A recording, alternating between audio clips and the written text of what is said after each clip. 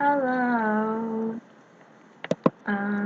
Today's lesson is going to be really getting into text in InDesign and how we can adjust different options like the paragraph, character, and alignment options, how to make columns, and how to use the text wrap tool. We're going to be combining all of these functions to create an article-looking document file, and we're going to be using your need statements to do that. So by the end of this assignment, you'll have a really nice looking need statement. Yeah, so in this tutorial, I'm basically going to be doing your homework, so you'll know exactly how to do it. First things first, I'm just going to briefly graze over the different options that you can mess around with, and then I'm going to go back. When I start doing the assignment, you'll see really what they can do. So this right up top right here is the character tools, character options, and then this is the paragraph options, which can also be found here and here, and they're all the same things, but I guess it's up to you which one you want to use. So this is the different fonts you can use, and for different kinds of fonts, there are different functions or different styles of them. So this one only has a normal one, but if you go to this one, it has several different kinds. So it depends on your font. This is the font size.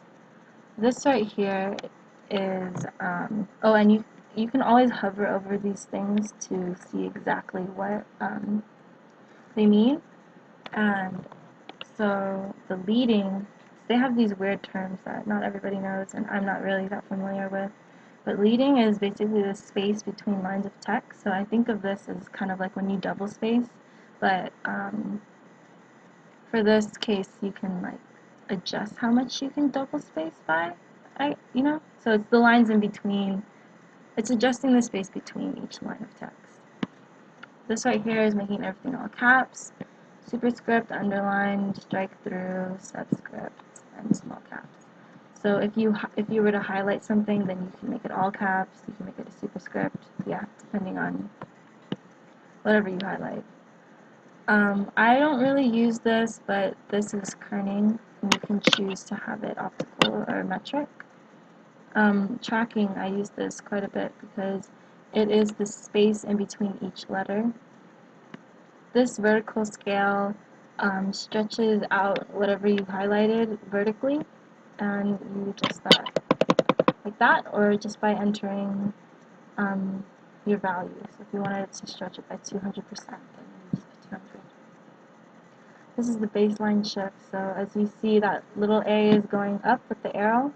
If you were to highlight, let's say you wanted to put second place, you had a 2, and then you wanted the N and the D to go up, you would use this tool.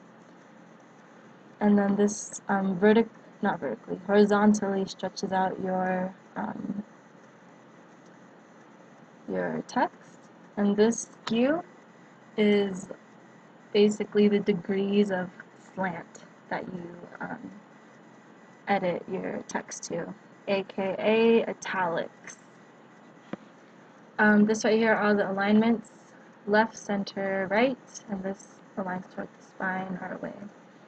And these justify things kind of just make everything go to the frame of the box. So you see how there's no spaces on the side as opposed to this left align.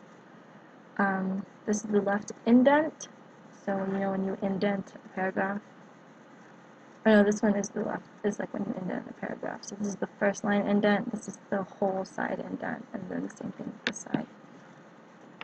The paragraph tools. Just went over that. Sometimes it bleeds over, like right here. That are the character tools. But there we go. This is the space before, is the space before paragraphs. This one is after. I usually use the after to give myself spacing in between paragraphs.